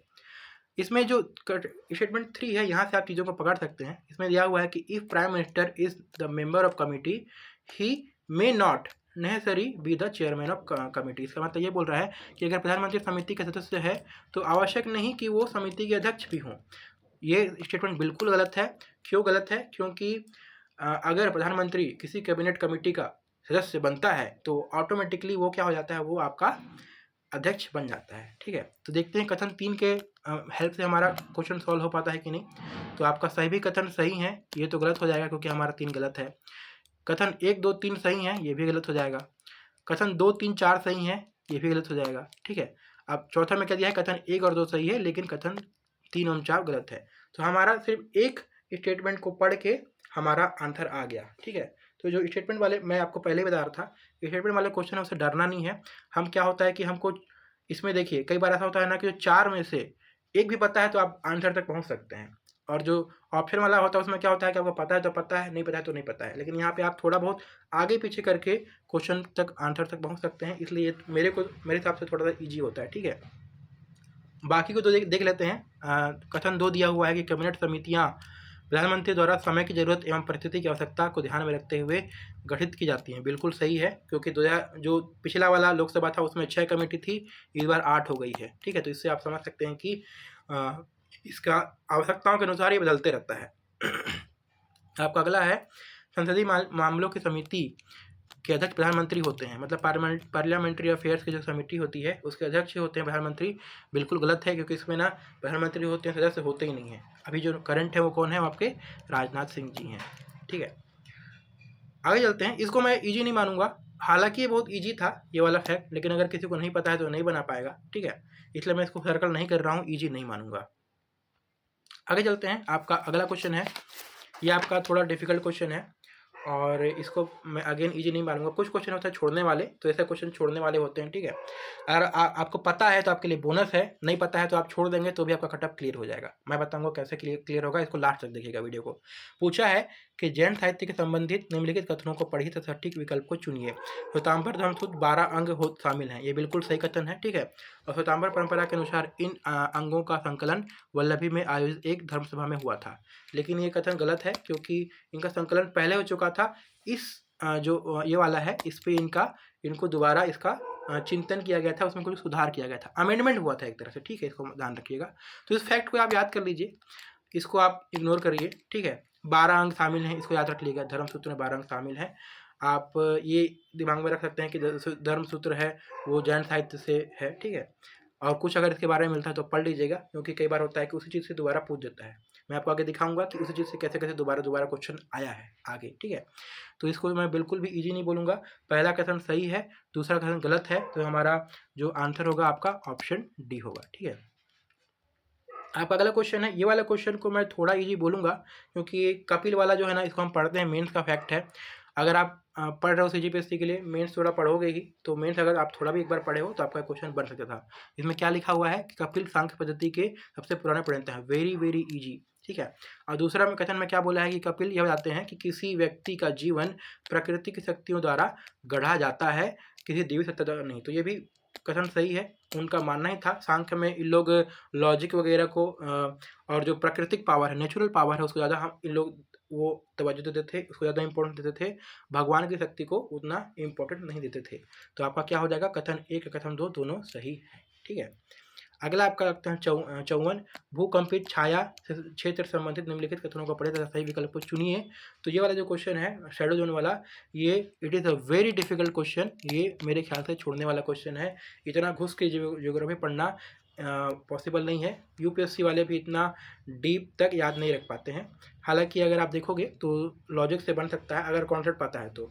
एक भूकंपित छाया क्षेत्र एक दूसरे भूकंपित छाया क्षेत्र से बिल्कुल भिन्न होती है, बिल्कुल सही है। मान के चलिए यहाँ पे अगर भूकंप आ रहा है तो छाया क्षेत्र होगा, ऐसा बनेगा, ये छाया क्षेत्र है। ठीक है, और मान के चलिए यहाँ पे आ रहा है तो ऐसा बन जाएगा, तो ये क्षेत्र बिल्कुल अलग हो जाएगा। अगर 1 डिग्री का भी डिफरेंस है ना तो अलग हो जाएगा क्षेत्र। तो पहला वाला स्टेटमेंट सही है। और दूसरा बोला है कि भूकंप लेखी भूकंप अधिकेंद्र से 105 से बाहर किसी भी दूरी पर P एवं S दोनों तरंगे अभिलेख कर सकते हैं, लेकिन बिल्कुल ऐसा नहीं है, गलत है। कहीं जगह पर P का बनता है कि कहीं पर शैडो बनता है। ठीक है, S का बनता है शैडो जोन, उतना इंपॉर्टेंट नहीं है। अगर आपके पास समय है तो इसका कॉन्सेप्ट थोड़ा बहुत देख लीजिएगा, और हमारे यहाँ पे भी प्रोग्राम में भी इसको पढ़ाया गया है, तो आप इसको अच्छे से वहाँ से देख सकते हैं। ठीक है, तो कथन 1 सही, कथन 2 गलत, तो आपका ऑप्शन बी यहाँ पे सही हो जाएगा। ठीक है, कथन 1 सही है, कथन 2 गलत है। आपका अगला है, अंतर्राष्ट्रीय टेस्ट क्रिकेट में निम्नलिखित में से कौन सा खिलाड़ी सबसे ज़्यादा मैच की दोनों ही पारियों में टेस्ट मैच में 2 पारी होती हैं, दोनों ही पारियों में जो सर्वाधिक बार शून्य में आउट हुआ है। तो ये इजी क्वेश्चन बिल्कुल नहीं है, जो लोग क्रिकेट प्रेमी हैं उनको भी इतना याद नहीं रहता है। ठीक है, और जो लोग क्रिकेट प्रेमी नहीं है उनके लिए तो एकदम बाउंसर है। ठीक है, इसका सही आंसर था CS मार्टिन, अभी के लिए उतना याद रखने की जरूरत नहीं है। ठीक है, वर्ल्ड कप से क्वेश्चन बन सकता है, उसको देख सकते हैं। आपका अगला क्वेश्चन है, निम्नलिखित कथनों में को पढ़िए हम सही विकल्प को चुनिए। फिर से आ गया कथन और कारण वाला क्वेश्चन। ठीक है, 3 कथन दिए हुए हैं। 20 कृषि जलवायु क्षेत्र बोला है, 15 कृषि पारिस्थितिकी प्रदेश बोला है। ठीक है, तो इसमें क्या है, इसको इंटरजेक्ट कर लिया है। आपके 15 कृषि जलवायु क्षेत्र हैं और 20 कृषि पारिस्थितिकी केंद्र है, तो दोनों हो गया गलत आपका। ठीक है, तीसरा क्या बोला है कि coverage area of western Himalaya cold arid eco region is more than coverage area of western Himalayan region. तो ये जो आप अगर इसको देखेंगे तो ये वाला भी गलत है, क्योंकि इसमें उल्टा लिखा हुआ है। ठीक है, तो इसका आंसर क्या हो जाएगा, 1 2 3 सभी कथन सही हैं। ये क्वेश्चन बिल्कुल भी जी नहीं है, और मेरे हिसाब से ये थोड़ा सा लीव करने वाला, छोड़ने वाला आता है। जैसे क्रिकेट में आपके पास अगर कोई बाउंसर आ रहा है तो आप उसको चुपचाप से झुक के या फिर साइड बैट को साइड करके छोड़ दो। अगर आप उसको खेलने जाओगे तो स्लिप में कैच हो सकते हो, ठीक है। तो इसको खेलना नहीं है, नहीं तो आपका -0.66 हो सकता है, ठीक है। तो ये मेरे ख्याल से छोड़ने वाला क्वेश्चन है। आगे बढ़ते हैं। ये क्वेश्चन तो मैं बात ही नहीं करूँगा, ये क्वेश्चन विलोपित हो गया था। इतना डीप याद रखना इम्पॉसिबल है, ठीक है। Very very difficult question. आपका अगला क्वेश्चन है, इसको आप थोड़ा मैनेज कर सकते हो। मुगल सम्राट अकबर से संबंधित निम्नलिखित कथनों पर विचार कीजिए। मुगल सम्राट अकबर के बारे में बताया गया है। पहला गया है कि तानसेन रामबली पांडे को मुगल सम्राट अकबर द्वारा प्रदान की गई पदवी थी, ठीक है। तो तानसेन का जो पदवी है, पहले तानसेन जी का नाम रामबली पांडे था, ठीक है। उनको तानसेन बोला गया, तान के सेन है ये, ठीक है। लेकिन इसको अकबर ने नहीं दिया था, इसको क्या था, ग्वालियर के राजा ने दिया था। ग्वालियर के राजा विक्रमजीत जी ने दिया था इसको ये पदवी, ठीक है। अगला दिया है, अकबर का विवाह राजा मान सिंह की बहन से हुआ था। तो ये भी थोड़ा सा जानने वाला जग नहीं। तो कथन 1 और कथन 2 थोड़ा सा डिफिकल्ट है, लेकिन जो कथन 3 है, अबुल फजल आईने अकबरी के लेखक हैं, ये बहुत इजी फैक्ट है, इसको सबको पता रहता है। अब हमारे पास कथन 3 सही हमको पता चल गया है, तो चलिए ट्राई करते हैं इससे हम क्वेश्चन को सॉल्व करने का। आपका स्टेटमेंट 1 क्या दिया हुआ है कि कथन 1 एवं 2 सही है। यहाँ पे 3 की बात नहीं कर रहा है, तो ये गलत हो जाएगा, क्योंकि हमको पता है कि 3 सही है, ठीक है। दूसरे में बोल रहा है कथन 3 एवं 4 सही, ये हो सकता है, इसको हम अभी लेके चलेंगे, ठीक है। आपका तीसरा बोल रहा है कथन 3 सही है, से केवल कथन 3 सही है, ये भी हो सकता है। आपका चौथा बोल रहा है कथन 4 सही, यहाँ पे 3 की बात नहीं कर रहा है, हमको पता है कि 3 सही है, तो हमारा ये वाला भी गलत हो जाएगा। अब हमारा बचता है ऑप्शन बी और ऑप्शन डी। चलिए अब पढ़ते हैं चौथा वाला। जिसमें लिखा हुआ राजा टोडरमल अकबर की सेना के प्रधान सेनापति थे। लेकिन हमको पता है कि जो सेनापति कौन थे, मान सिंह जी थे, और टोडरमल थे वो जमाबंदी व्यवस्था वाले थे। तो ये वाला कथन भी आपका क्या हो जाएगा, गलत हो जाएगा। और जैसे ही आप इसको गलत करेंगे, ठीक है, तो आपका ऑप्शन सी सही हो जाएगा और आपका आंसर आ जाएगा। अब देखिए, आपका कथन 1 और कथन 2 के बारे में अगर आपको बिल्कुल भी नहीं पता है, तो भी आप इस आंसर को आराम से, इस क्वेश्चन को आराम से सॉल्व कर सकते थे। तो ये होता है आपका अप्रोच। मैं जिस अप्रोच की बात कर रहा था, अप्रोच आपको देखना है, मैं इसलिए इसको इजी बोल रहा हूँ क्योंकि सबको पता है अबुल फजल वाज द ऑथर ऑफ आईने अकबरी। इससे आपका 2 ऑप्शन एलिमिनेट हुआ, ए और डी। अब आपको ये भी पता है कि टोडरमल नहीं था, क्योंकि टोडरमल को हम पढ़ते हैं जमाबंदी व्यवस्था, ये सब व्यवस्था। तो एक आदमी अगर ये टैक्स वगैरह देख रहा है, इरिगेशन नाप जोक कर रहा है, ज़मीन माप रहा है, ठीक है, तो सेनापति हो थोड़ा सा मुश्किल है। और हमको ये भी पता है, फैक्ट में पढ़ते हैं कि इनके सेनापति कौन थे, मान सिंह जी थे, ठीक है। तो इससे हमारा आंसर क्या आ जाएगा, ऑप्शन सी। आगे बढ़ते हैं। आपका अगला क्वेश्चन, ये वाला क्वेश्चन तो विलोपित हो गया था। इसमें क्या है कि ये बहुत डीप फैक्ट पूछा है, नितिन सिंघानिया बुक का क्वेश्चन है, ठीक है। तो अगर आपको थोड़ा बहुत पता है, तो अगर आपके पास समय है तो इसको देखिएगा, मतलब चित्रकला के बारे में थोड़ा थोड़ा जानकारी रखिएगा, नहीं तो आप इसको छोड़ सकते हैं। इसमें क्या है कि तीनों कथन सही था, ठीक है। इसको आप पॉज करके पढ़ लीजिएगा कि कथन तीनों सही। पट्टचित्र चित्रकलाओं के विषय जगन्नाथ एवं वैष्णव संप्रदाय से प्रभावित है, ठीक है। मंजुषा चित्रकला जूट एवं कागज में होती है, उसके बारे में बहुत माइन्यूट डिटेल है। आंसर है होना चाहिए था, तीनों सही है, लेकिन यहाँ पर चारों लिखा है, इसलिए ये डिलीट हो गया था, ठीक है। आगे बढ़ते हैं। आपका अगला क्वेश्चन है, ये भी it is a very difficult question, छोड़ने वाला क्वेश्चन है। इसमें पहला बोला है कि 1952 में JB कृपलानी ने किसान मजदूर प्रजा पार्टी का गठन किया, ठीक है। लेकिन ये 52 में नहीं किया था, 1951 में किया था। वेरी वेरी क्लोज फैक्ट, ठीक है। तो ये आपका हो जाएगा गलत। आपका दूसरा था PC घोष एवं T प्रकाशम किसान मजदूर प्रजा पार्टी से जुड़े थे, ठीक है। तो आपका जो ये वाला फैक्ट है, दूसरा वाला, ये बिल्कुल सही हो जाएगा। हालांकि इतना डीप याद रखना बिल्कुल इतना पॉसिबल है ही नहीं, लेकिन इसका सही आंसर अगर देखें तो आपका ए गलत, 2 सही, ऑप्शन बी। लेकिन ये छोड़ने वाला है, और आपको बताऊंगा कैसे क्वेश्चन को छोड़ के भी आप कैसे कट ऑफ क्लियर कर सकते हैं। आपका अगला क्वेश्चन है, ब्रिटिश इंडिया एसोसिएशन के प्रथम अध्यक्ष। इजी क्वेश्चन है, इसको अभी के लिए इजी मान लेते हैं, या मॉडरेट बोलते हैं इसको, चलिए छोड़ देते हैं अभी। मॉडरेट क्वेश्चन है, ठीक है। इसका सही उत्तर है राधाकांत देव। इसको आपको याद रखना है, ब्रिटिश इंडिया एसोसिएशन के प्रथम अध्यक्ष राधाकांत देव, और इसके अलावा जितने भी एसोसिएशन है उसके भी आपको अध्यक्ष वगैरह के नाम याद रखने हैं, ठीक है। ये क्वेश्चन डिलीट हो गया था क्योंकि यहाँ पे मनोनीत दे दिया है, जबकि ये इलेक्टेड है। इसमें सही है क्वेश्चन, लेकिन यहाँ मनोनीत है। मनोनीत मतलब होता है नॉमिनेटेड, इलेक्टेड मतलब कि चुने गए, यहाँ पे मनोनीत मतलब कि उनको बोल दिया गया कि हाँ यही है करके, ठीक है। इसका उत्तर होता 1939 याद रखिएगा त्रिपुरी सम्मेलन जो हुआ है 1939 में हुआ है, ठीक है। और जो सुभाष चंद्र बोस जी थे वो उसके प्रेसिडेंट इलेक्ट हुए थे, लेकिन बाद में गांधी जी के विरोध की वजह से इन्होंने इसको ठुकरा दिया था। बाद में फिर कौन चुने गए थे? डॉक्टर राजेंद्र प्रसाद, ठीक है। तो अब इसको याद रखिएगा, फैक्ट को, इंपॉर्टेंट फैक्ट है, लेकिन ये क्वेश्चन डिलीट हो गया था, इसलिए मैं इसको ईजी नहीं बोल रहा हूँ क्योंकि ये काउंट ही नहीं हुआ है, ठीक है, सबको बोनस मिल गया है। 1920 में आयोजित All India Trade Union Congress के उद्घाटन सत्र की अध्यक्षता किसने की थी? Lala Lajpat Rai. Very very easy.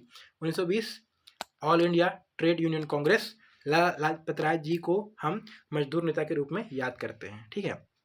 अगला क्वेश्चन आपका जियोग्राफी और आपका हिस्ट्री को कंबाइन कर दिया है, फिर भी बहुत इजी है। पाटलिपुत्र जो कि आज के टाइम का पटना है उसके बारे में पूछ रहा है। तो हमको पता है कि जो पटना है उसके ना जो एक साइड गंगा नदी बहती है, उत्तर में बहती है गंगा नदी, और पश्चिम में कौन सी बहती है? सोन नदी।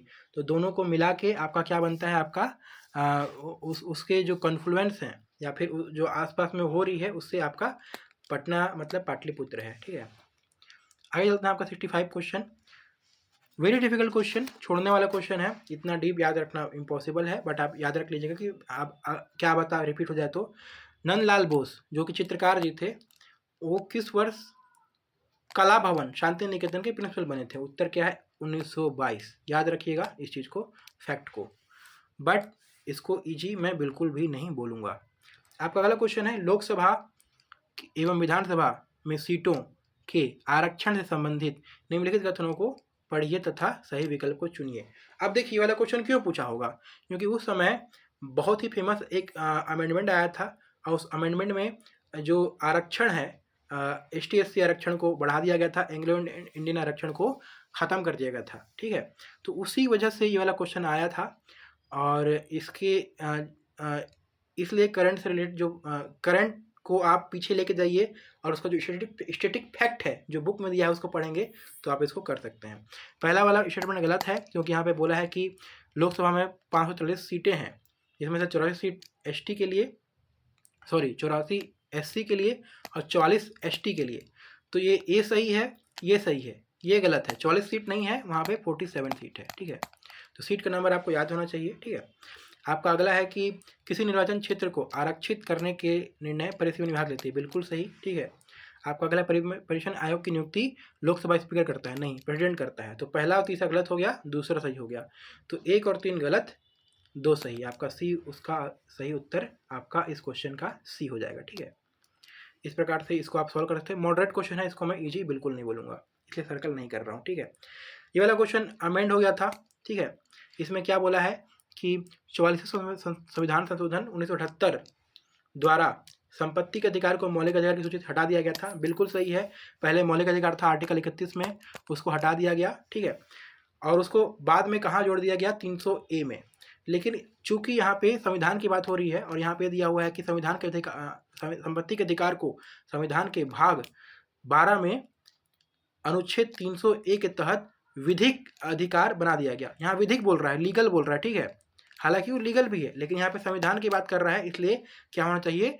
कॉन्स्टिट्यूशनल राइट्स, मतलब कि संवैधानिक अधिकार, इसलिए इसको गलत ले लिया है, इसको सही लिया है। तो आपका उत्तर क्या हो जाएगा? यहाँ पे 1 सही है किंतु 2 गलत है। आपका ऑप्शन A करेक्ट हो जाएगा। इसका अमेंडमेंट के बाद ये वाला आंसर लिया था, ठीक है। इसको मैं इजी इसलिए नहीं बोलूँगा क्योंकि अमेंड होकर चेंज हुआ था, ठीक है। आपका अगला क्वेश्चन है, जलोढ़ मिट्टी की बात कर रहा है। जलोढ़ मिट्टी के बारे में हम पढ़ते हैं, बहुत बेसिक है, NCERT वगैरह मिल जाता है। तो इसके संबंध में पूछा कि 4 कथन दिया गया है। तो इसमें क्या होता है आपका, इसका जो निक नेम है, जैसे सभी का निक नेम होता है वैसे इसका निक नेम क्या है? रेर, थोर, चौपन जैसे नामों से जाना जाता है। तो ये भी NCERT या बेसिक बुक में दिया रहता है, बर्नवाल वगैरह में, तो इसलिए मैं इसको ईजी बोल रहा हूँ, ठीक है। आपको क्या करना है? जलोढ़ मिट्टी के बारे में पढ़ना है, काली मिट्टी के बारे में पढ़ना है, लाल मिट्टी के बारे में पढ़ना है, और भी इसके अलावा लेटराइट मिट्टी है वो सब के बारे में पढ़ना है। बेसिक फैक्ट याद रखना है कि किसमें कितना, इसमें नाइट्रोजन नहीं पाया जाता है, फास्फोरस नहीं पाया जाता है, ठीक है। तो इसलिए ये आपका थोड़ा सा क्वेश्चन ईजी वाला था। आपका अगला है, this is a very very easy question. आपको 4 नदियों के नाम दिया गया है। 4 नदियों को आपको लंबाई के हिसाब से ऐसे जमाना है कि सबसे लंबी नदी पहले आएगी और छोटी नदी बाद में आएगी। आपको 4 नदियाँ, महानदी, कृष्णा, गोदावरी, नर्मदा। आपको पता है कि सबसे लंबी नदी कौन सी? गोदावरी, क्योंकि उसको दक्षिण गंगा बोलते हैं, ठीक है। तो दक्षिण गंगा बोलते हैं, सबसे गोदावरी है लंबी। और देखिए तो सबसे लंबी है, सबसे पहले आनी चाहिए। सबसे पहले कौन सा दिया हुआ है? D में दिया हुआ है, ठीक है, 3। तो आपका यहीं से आ जाएगा। आपको बाकी का बारे में पता नहीं है तो भी यहाँ से आपका क्वेश्चन आसानी से सॉल्व कर सकते हैं। अब देखिए सबसे लंबी है गोदावरी, दूसरे नंबर पर आती है कृष्णा, तीसरे नंबर पर आएगी आपकी नर्मदा, लास्ट में हमारी महानदी। ठीक है, इसको इसलिए मैं ईजी बोलूँगा क्योंकि बहुत ईजिली ये क्वेश्चन बन सकता था। अगला क्वेश्चन व्यापम वाला क्वेश्चन है, जर्मन सिल्वर में सिल्वर कितना प्रतिशत होता है। तो एक्चुअल में फैक्ट क्या होता है कि जर्मन सिल्वर जो है, जो अलॉय है, जो अलॉय जर्मन स्टील है उसमें सिल्वर होता ही नहीं है, एक मिस नोमर है ये। ठीक है, इसलिए यहाँ पे क्या हो जाएगा, इनमें से कोई नहीं, क्योंकि इसमें सिल्वर होता ही नहीं है। व्यापम वाला लेवल का क्वेश्चन है इसलिए ये ईजी क्वेश्चन मानूंगा इसको मैं। आपका अगला साइंस का है, साइंस थोड़ा डीप पूछता है आजकल, देखते हैं क्या पूछा है। ध्वनि तरंगों की बात कर रहा है, इसमें बोल रहा है कि समझ कथनों में से कौन से कथन सही हैं। इसमें बोला है कि speed of sound decreases when we go from solid to gases state, मतलब कि हम जब सॉलिड से गैस की तरफ बढ़ते हैं तो उसका जो स्पीड है वो कम हो जाता है। बिल्कुल सही है स्टेटमेंट। ठीक है, जितना आपका सघन माध्यम रहेगा उतना आपका जो स्पीड ज़्यादा रहेगा।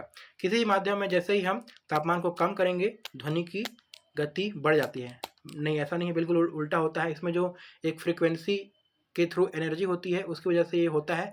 होता क्या है कि जैसे आप तापमान बढ़ाएंगे आपका उसका जो स्पीड है वो बढ़ जाएगा। आपका गलत यह है, कांच के माध्यम की तुलना में एल्यूमिनियम के माध्यम में ध्वनि की गति कम होती है। ठीक है, बल्कि ये गलत है, उसमें अधिक होती है।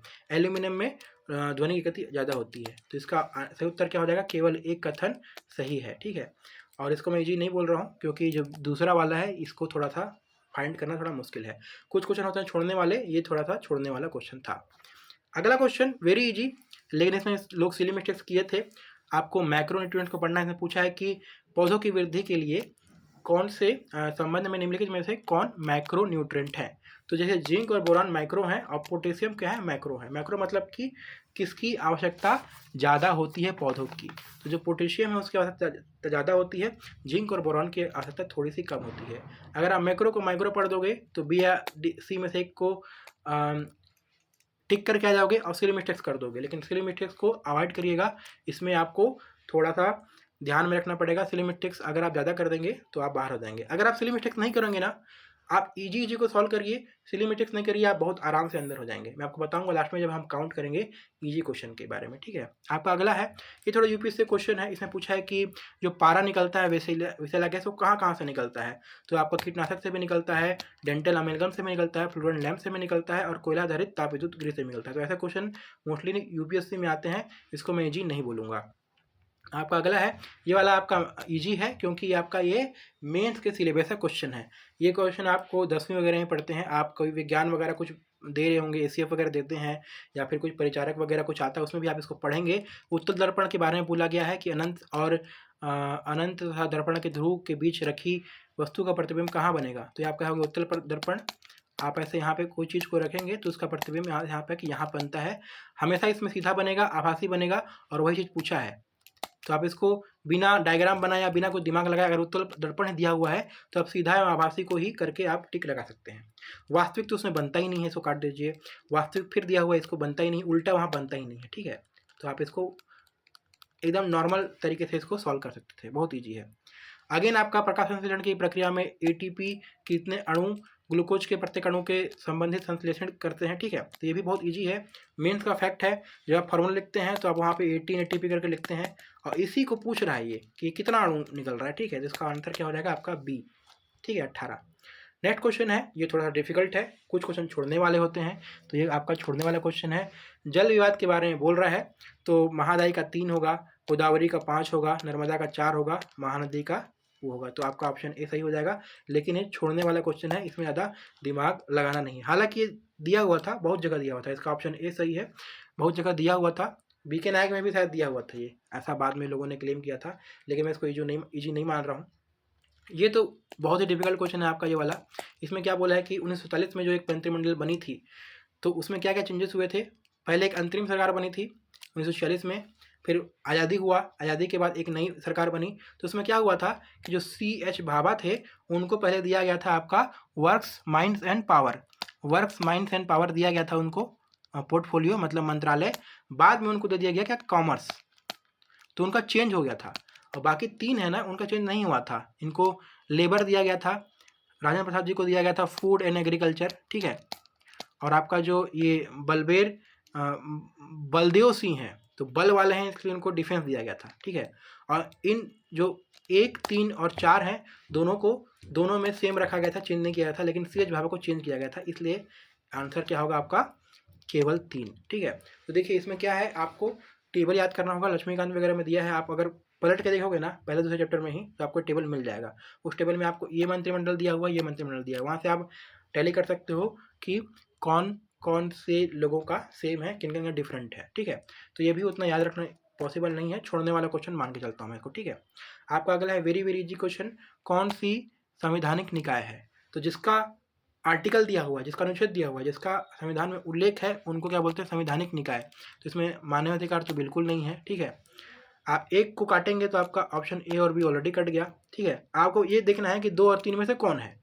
तो राष्ट्रीय अनुसूचित जनजाति बिल्कुल बिल्कुल है, सबको पता है कि जो ये आपका अमेंडमेंट हुआ था, ठीक है, और 338 ए करके नया अनुच्छेद जुड़ा था, तो इसलिए उससे बना था।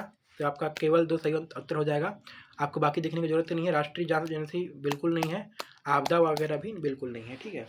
Again very very easy question आपका ये है, ये थोड़ा सा डिफिकल्ट क्वेश्चन मानूंगा मैं। इसमें क्या आपको लॉजिक लगाना था, यहाँ क्या पूछा, राज्य दिया हुआ है और ये बोला है कि राष्ट्रपति शासन कहाँ ज़्यादा बार लगाया गया है।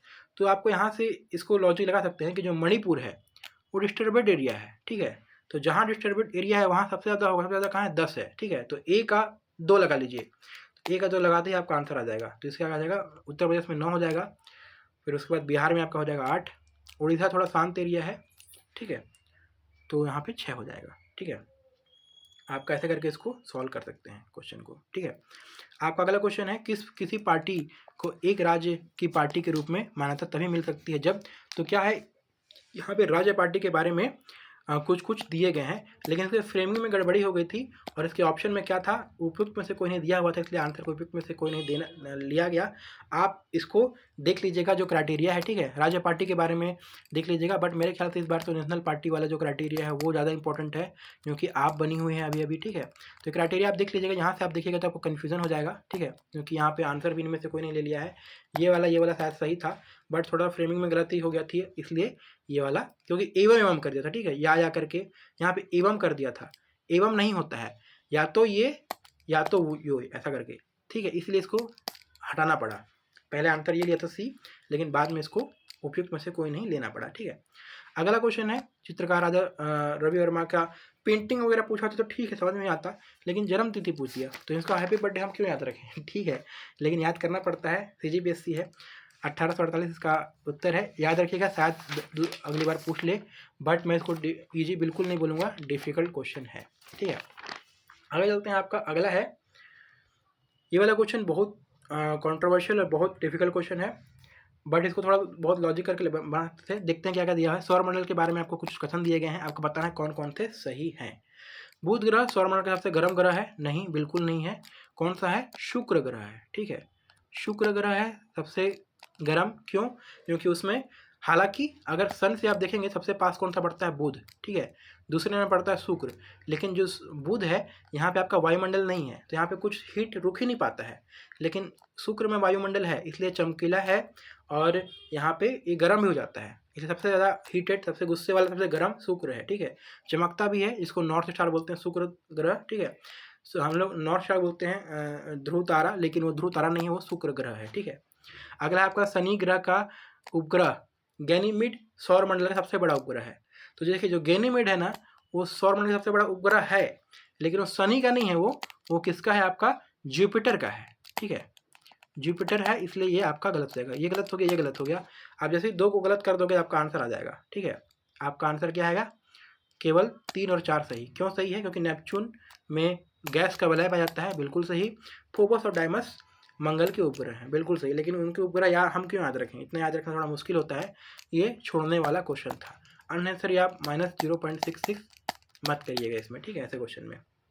आपका अगला क्वेश्चन है, ये सिविल वालों का फेवरेट क्वेश्चन था उस साल का, लेकिन बाकी वालों के लिए थोड़ा मुश्किल है। इसमें पूछा गया है, ऊर्ध्वाधर तल एवं क्षैतिज तल में कोणीय दूरी को मापने में प्रयुक्त होने वाला यंत्र क्या है? ऊर्ध्वाधर तल मतलब ऐसा वाला, क्षैतिज तल ऐसा वाला, ठीक है, के बीच कोणीय दूरी, इसको आपको मापना है। तो ये थियोडोलाइट करके होता है, ठीक है, सिविल वाले इसका यूज करते हैं, इसलिए उनको याद होता है, सिविल ब्रांच वाले, इंजीनियरिंग वाले लोग, बट इसको मैं ईजी बिल्कुल नहीं बोलूँगा। आपका अगला है, जूट की खेती के संबंध में आपको बताना है। पहला बोला है कि जूट एक रबी फसल है, बिल्कुल गलत, क्योंकि ये खरीफ फसल है, ठीक है। तो आपका एक गलत हो गया, यहीं से आपका आंसर आ जाएगा, क्योंकि यहाँ पे केवल एक सही बोला है, ठीक है। 1, 2, 3 तीनों सही बोला है, 1, 3 सही बोला है, तो आपका ये कट गया। आपका स्टेटमेंट 2 और स्टेटमेंट 3 को बिना पढ़े हुए आपका आंसर आ गया, ठीक है। तो ऐसा करके आप इसको सॉल्व कर सकते हैं। कथन वाले क्वेश्चन से डरिएगा मत, थोड़ा बहुत पता है आपको तो बन जाएगा। जूट की फसल के लिए उच्च तापमान सहित आर्द्र जलवायु भूमियों की जरूरत होती है, बिल्कुल सही। भारत में जूट की खेती मुख्य रूप से देश के पूर्वी क्षेत्र में होती है, क्योंकि वहीं पे इस टाइप का जलवायु मिलता है, कलकत्ता, वेस्ट बंगाल वगैरह, ठीक है। तो ये दोनों कथन बिल्कुल बिल्कुल सही है। ईजी नहीं बोलूँगा, क्योंकि कथन वाला क्वेश्चन है, कथन वाला क्वेश्चन लोगों को थोड़ा डिफिकल्ट और मॉडरेट लोग मानते हैं। करंट क्वेश्चन है, IRDAI ने किसकी अध्यक्षता में standard cyber liability insurance product की आवश्यकता की जांच हेतु एक पैनल गठन किया था। ये वाला अर्जुना वगैरह हर जगह दिया हुआ था, इसलिए इसको PU में जो दिया हुआ था, इसलिए इसको मैं ईजी बोल रहा हूँ। इसको अभी याद नहीं करना है आपको, पुराना है, करंट अफेयर का है, 2020 का करंट अफेयर है, लेकिन करंट अफेयर का क्वेश्चन है और करंट अफेयर में दिया हुआ था, इसलिए मैं इसको ईजी मान के चल रहा हूँ, ठीक है। आगे चलते हैं। आपका फिर से करंट अफेयर का आ गया। इसमें क्या बोला है कि जो कौन सा जहाज मिशन सागर 3 के तहत 2020 दिसंबर 2020 के मध्य वियतनाम में के बाढ़ प्रभावित लोगों के लिए 15 टन मानवीय सहायता आपदा राहत सामग्री के साथ ही हो चिन मिन एक बंदरगाह है वहाँ पहुँचा था। तो ये बहुत ही फेमस था, लोग जो न्यूज़पेपर पढ़ते उसको बहुत इजीली बनाए थे, ठीक है। शायद ये करंट अफेयर वगैरह में उतना हाईलाइट नहीं हो पाया था, क्योंकि करंट अफेयर थोड़ा पहले छप जाते हैं, जो करंट अफेयर बाद में छपते हैं वहाँ पे इसको हाईलाइट किया गया था। लेकिन ये ईजी मैं इसको इसलिए मान रहा हूँ, क्योंकि ना न्यूज़पेपर वगैरह बहुत चल रहा था, ठीक है। न्यूज़ में भी दिखा रहा था और हर जगह दिखा रहा था। थोड़ा बहुत आगे पीछे अपने कान खोले रखोगे तो उससे भी कुछ क्वेश्चन बन जाते हैं, ठीक है। INS किल्तान करके गया था, और इससे हमको ये सीख मिलता है, हमसे इसको ये सबक मिलता है, जितना भी अभी ह्यूमैनिटेरियन ऐड हो रहा है, जैसे कि हमास में इंडिया दे रहा है, ठीक है, और इससे पहले तुर्की में दिया था भूकंप की वजह से, सबको आपको पढ़ना है, याद करना है, ठीक है। मोस्ट लप्पा question, very easy. Sonu Sood ji ने सबको घर लेके जा रहे थे, सबकी मदद कर रहे थे कोरोना में, इसलिए इनको क्या दिया गया, UNDP द्वारा इनको क्या दिया गया, SDG special humanitarian action award, क्योंकि इन्होंने एक्शन लिया था, ठीक है। सोनू सूद, इस क्वेश्चन को सब लोग बनाए होंगे। सोनू सूद उस टाइम पे बहुत फेमस हो गए थे, स्टार बन गए थे, ठीक है। इनको बहुत लोग अप्रिशिएट किए थे, बहुत सारे अवार्ड्स मिले, सरकार और सब लोगों ने इनको अप्रिशिएट किया था। आप अगला है, किस क्रिकेट खिलाड़ी को ICC men's test player of the decade दिया गया। ये भी जो लोग क्रिकेट फॉलो नहीं करते उनसे ही बना होगा, क्योंकि ये करंट अफेयर वगैरह में दिया था, ये तो उस टाइम का चर्चित करंट अफेयर है। अब सारे क्वेश्चन जो आ रहे हैं करंट अफेयर वाले ही आ रहे हैं, ठीक है। गिरीश चंद्र मुर्मू नए बने थे उस टाइम पे, कैग बने थे, नियंत्रक जो महालेखा परीक्षक बोलते हैं, उनका क्रम था 14वां। इनका क्रम भी करंट अफेयर में दिया हुआ था, इसलिए मैं इसको ईजी बोलूँगा।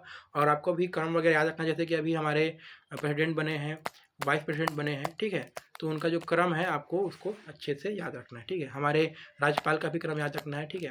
राज्यपाल का क्रम आप याद रखिएगा 7वां है, कहीं कहीं पर 9वां दिया होता है, लेकिन कार्यवाहक को नहीं जोड़ते हैं, इसलिए वो 7वां है, ठीक है। आपका again current affair question, landscape city programme के तहत विश्व धरोहर में किसे से जोड़ा गया था, ओरछा और ग्वालियर को, ठीक है। तो ये भी आपका करंट अफेयर का क्वेश्चन है, ठीक है। नेक्स्ट आपका आता है, अनीता आनंद को किस पुस्तक के लिए पेन हेसल टिल्टमैन प्राइज हिस्ट्री 2020 प्रदान किया गया था। तो हालांकि ये तो करंट अफेयर का क्वेश्चन है, लेकिन ये ना उतना हाईलाइट नहीं था, किसी भी करंट अफेयर बुक में मुझे नहीं मिला था, इसलिए मैं इसको डिफिकल्ट बोलूँगा, छोड़ने वाला क्वेश्चन है। इसका सही आंसर क्या है, द पेशेंट असैसिन। याद करने की जरूरत बिल्कुल नहीं है, क्योंकि 2020 का फैक्ट है। आगे चलते हैं। ये वाला क्वेश्चन अगेन वेरी इजी, क्योंकि इसमें क्या बोला, संयुक्त राष्ट्र के महासचिव एंटोनियो गुटेरेस द्वारा जलवायु परिवर्तन पर बनाए गए नए युवा परामर्शदाता समूह में किस भारतीय को रखा गया है। इसका उत्तर क्या होगा, अर्चना सोरेंग। वेरी वेरी इजी, सब लोग इसको बना के आए थे, बहुत इजी क्वेश्चन था, ठीक है। अगेन आपको सूचकांक है, आपका क्या है, ग्लोबल जेंडर गैप इंडेक्स, ठीक है, जो कि वर्ल्ड इकोनॉमिक फोरम जारी करता है, तो उसको आपको ये भी याद रखना है कि जो ग्लोबल जेंडर गैप इंडेक्स है उसको वर्ल्ड इकोनॉमिक फोरम जारी करता है। ऐसा भी क्वेश्चन करके आ सकता है। 2020 का रैंक पूछा है, तो आपको इसमें इसका जो सही उत्तर था आपका था 112, हर जगह दिया हुआ था। अभी आपका करंट अफेयर का बुकलेट आएगा, उसमें भी आपको इस साल का 2023 का रैंक वगैरह दिया रहेगा, तो आपको उसको पूरा अच्छे से करना है, ठीक है। हंटर इंडेक्स वगैरह ये सब। अब अगला है भारतीय संविधान के किस संशोधन में वनों को राज्य सूची से निकाल के सामर्थ्य सूची में डाल दिया गया था। तो पहले फॉरेस्ट क्या था, आपका स्टेट लिस्ट था, लेकिन बाद में जब फॉरेस्ट एक्ट वगैरह जारी हुआ और उसके बाद थोड़ा दिक्कत होने लगा उसके मैनेजमेंट में, तो इसको समवर्ती सूची मतलब कि कॉन्करेंट लिस्ट में डाल गया था। इसके लिए एक अमेंडमेंट आया था जो कि 42वां अमेंडमेंट है। बहुत ईजी क्वेश्चन है क्योंकि ये बहुत ही हर जगह हम पढ़ते हैं इसको, ठीक है। इससे हमें ये शिक्षा मिलती है कि हमको सारे अमेंडमेंट्स जो इंपॉर्टेंट है उसको याद रखना है। 100 के पार, 100 और 100 के पार सबको याद रखना है। 99, 100 और 100 के पार और उससे पहले वाले सारे इंपॉर्टेंट। उसमें क्या क्या हुआ है थोड़ा थोड़ा थोड़ा करके उसको करना है। हम अभी पढ़ेंगे तो उसको अच्छे से पढ़ेंगे। अगला है आपका नामादेश का गठन किसके लिए किया गया था। बहुत डिफिकल्ट है, इसको तो शायद कोई ही नहीं बना पाया होगा, ठीक है। विकासशील देश के लिए, क्योंकि ये सब जो है ना हमारे करंट अफेयर में उस समय नहीं दिया था, इसलिए मैं इसको सर्कल नहीं कर रहा हूँ। चलते हैं आगे। पेपर गोल्ड, ये जो क्वेश्चन है ना आपका पेपर गोल्ड वाला, ये आपका 1 साल पहले उसी टाइम पे यूपीएससी में आया था। सेम क्वेश्चन को यहाँ पे रिपीट कर दिया, इसलिए आपको ना जो आप जो दूसरे पेपर हैं उसको आप देखते रहोगे तो वहाँ से भी एक आध क्वेश्चन पकड़ा जाता है, ठीक है। और ऐसे पकड़ाता है ना तो एक क्वेश्चन से आप जानते हो कि 2 नंबर का कितना महत्व होता है, ठीक है। इसका आंसर क्या होगा, स्पेशल ड्राइंग राइट्स जो होता है IMF से रिलेटेड क्या है आपका पेपर गोल्ड, उसी को बोलते हैं। जो SDR होता है IMF का, उसको हम क्या बोलते हैं, पेपर गोल्ड। देखिए मैं आपको इसलिए बोलता हूँ कि ये सब कितना इंपॉर्टेंट क्यों है, आपको प्रीवियस ईयर क्वेश्चन लगाना। 2020 में क्या आया, पेपर गोल्ड आया, ठीक है। IMF से रिलेटेड था, IMF इसका आंसर था। अगर आप IMF के बारे में थोड़ा पढ़ लेते तो इस बार जो उसका भारत का हिस्सा पूछा था, 2021 में क्वेश्चन आया था भारत का हिस्सा, तो अगर आप भारत का हिस्सा पढ़ लेते IMF का इस क्वेश्चन से ट्रेस करके, तो आपका अगले साल वो क्वेश्चन बन जाता, ठीक है। तो ऐसे ही आपको प्रीवियस ईयर क्वेश्चन से एक गाइडेंस लेना है, मदद लेना है, ठीक है। आपका अगला क्वेश्चन है ग्रीन हाउस प्रभाव में योगदान देने वाले में से निम्नलिखित घटता हुआ क्रम। तो देखिए सबसे ज़्यादा आप सभी को पता है कि CO2 होता है, ऑप्शन बी कट गया, ठीक है। उसके बाद सबको पता है कि मीथेन होता है, ऑप्शन सी कट गया। आपको चुनना है कि N2O और CFC में कौन सा ज़्यादा है। तो पहले इसका आंसर क्या लिया था, ये लिया था, बाद में इसको चेंज करके ये ले लिया, ठीक है। तो आप याद रखिएगा कि आपका ये वाला जो है, नहीं सॉरी, पहले इसका आंसर ये लिया था, ठीक है, बाद में चेंज करके अमेंडमेंट करके ऑप्शन डी ले लिया था।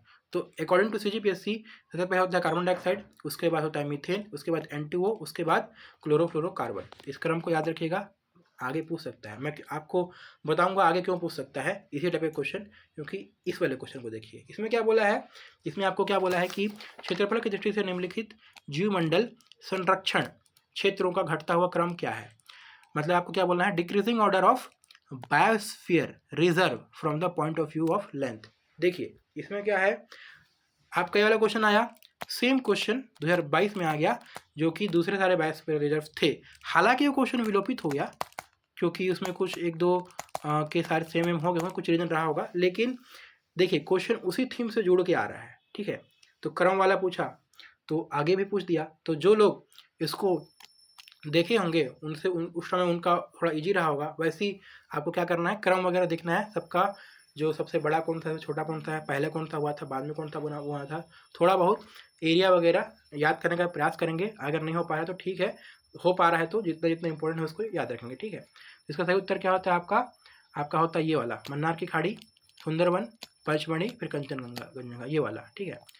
गल्फ ऑफ मन्नार समुद्र में सबसे बड़ा, फिर सुंदरबन बहुत बड़ा डेल्टा है, ठीक है, पंचमढ़ी, फिर Kanchenjunga. Option B is the correct answer, ठीक है।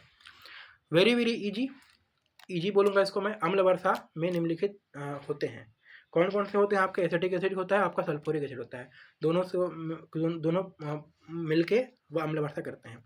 आपका सवा क्वेश्चन इकोनॉमी से क्वेश्चन मैं आपको बताया था बिल्कुल नहीं पूछता है, बहुत रेयर पूछता है। ये वाला पूछा तो बहुत कंट्रोवर्सी होगा इसमें, ठीक है।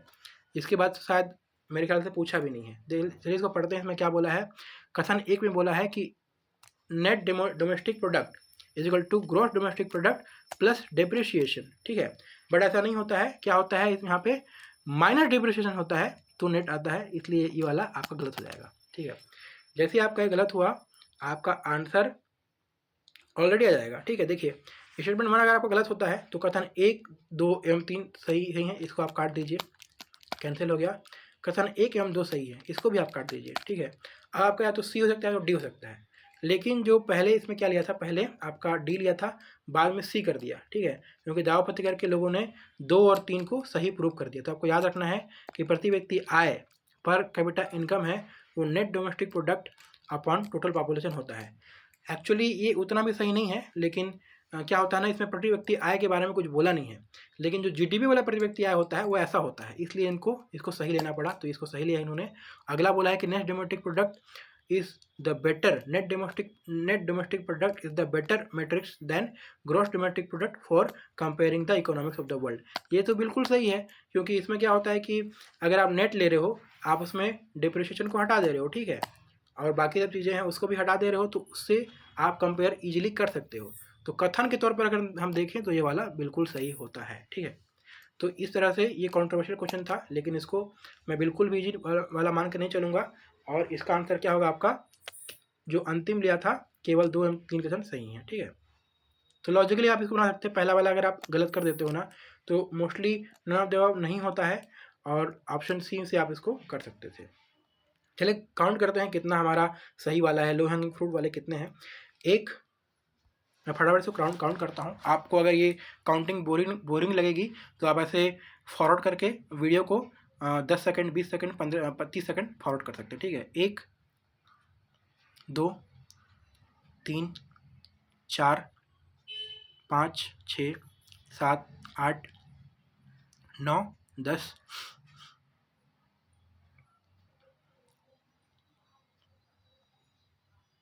11, 12, 13, 14, 15, 16, 17, 18, 19, 20, 21, 22, 23, 24, 25, 26, 27, 28, 29, 30, 31, 32, 33, 34, 35, 36, 37, 38, 39, 40, 41, 42, 43, 44, 45, 46, 47, 48, 49, 50, 51, 52, 53, 54, 55, 56, 57, 58। ठीक है, सो 58 क्वेश्चन आर इजी। अब थोड़ा सा इसको एनालाइज करते हैं। देखिए 58 क्वेश्चन आपके इजी वाले थे, तो अब इसको हम जोड़ेंगे, इसको 2 से मल्टीप्लाई करेंगे तो कितना का 2 8 16, कैरी 1, 2 have 10, 1 1 6। ठीक है, तो आपके 1 1 6 ऐसे थे जो आपके इजी थे। ठीक है, हालांकि हमने बहुत सारे मॉडरेट वाले को इसमें काउंट नहीं किया, उसके बावजूद 116 नंबर वाले ऐसे थे जो कि इजी थे, और ये आपके विलोपित वाले को हटा के है। तो आप अगर विलोपित वाले को जोड़ दोगे तो आपका कितना हो जाएगा, आप विलोपित का बोनस दे दोगे तो आपका 116 में अगर आप 6 क्वेश्चन विलोपित होता है, तो इसमें आप 5 नंबर भी जोड़ोगे ना, तो आपका हो जाता है कितना, आपको पता है कि जितना ज़्यादा रहता है उतना ज़्यादा बढ़ता है, तो आपका हो जाएगा 120 मान के चलो। तो मोटा मोटी 120 नंबर आप बहुत ईजिली बना सकते थे। ठीक है, इसमें मान के आपके लिए मान के चलो कि आपके 3 क्वेश्चन भी सिली मिस्टेक्स हो जाते हैं, तो आपका क्या हो जाता है, या 3 क्वेश्चन आपके नहीं पता होंगे तो आपका कितना हो जाएगा, ये आप माइनस कर दो 3 क्वेश्चन का, तो कितना हो गया, 6 माइनस हो गया, और ऐसा 2 और माइनस कर, तो मान के चलो आपका 112 नंबर। आपका 112 नंबर बहुत ईजिली आप यहाँ से कर सकते थे स्कोर, और कटअप कितना गया है, 104 गया है आपका यूआर कैटेगरी का। ठीक है, और मैंने आपको दिखाया है, आप इसको देख सकते हो, आप उसको वेरीफाई कर लो कि 112 नंबर आपके बहुत इजीली बन सकते थे, तो आप बहुत इजीली यूआर कटअप से भी ऊपर थे। ठीक है, तो इस तरह से मेरा मकसद है आपको एनालिसिस करके बताने का कि जो हवा बना रखा हुआ है कि डिफ़िकल्ट क्वेश्चन आते हैं, बिल्कुल मत डरिए, जो बन रहा है जितना बन रहा है उतना करिए, बेसिक को पढ़िए। बार बार जो रिपीट हुए हैं, मैं आपको दिखाया कितने क्वेश्चन रिपीट हुए हैं। सीजी के तो भाई कम से कम 50 में से ना इस पेपर में 20 क्वेश्चन रिपीट हुए होंगे। तो रिपीट वाले क्वेश्चन कितने इंपॉर्टेंट हैं, आप उसको अगर आप कठिन के चक्कर में जाओगे, आपका ये जो ऊपर वाले फ्रूट्स हैं इसके चक्कर में आप बैठे रहोगे, नीचे वाले को अगर आप गलत कर दोगे, ठीक है, तो आपका पूरा जो नॉर्मल जो कट ऑफ है उससे आपको 1-2 नंबर के लिए आप रह जाओगे, ठीक है, क्योंकि आप उतना ध्यान से रिवाइज नहीं कर पाओगे ईजी वालों को, और आपका क्या हो जाएगा कि डिफ़िकल्ट के चक्कर में आप याद करने बैठ जाओगे, ये कौन सा कहाँ से क्या हो रहा है, कैबिनेट 1940 का, और भी जो डीप फैक्ट पूछा हुआ है, जो भूकंप वाला था, भूकंप वाला, ये सब याद करने बैठ जाओगे।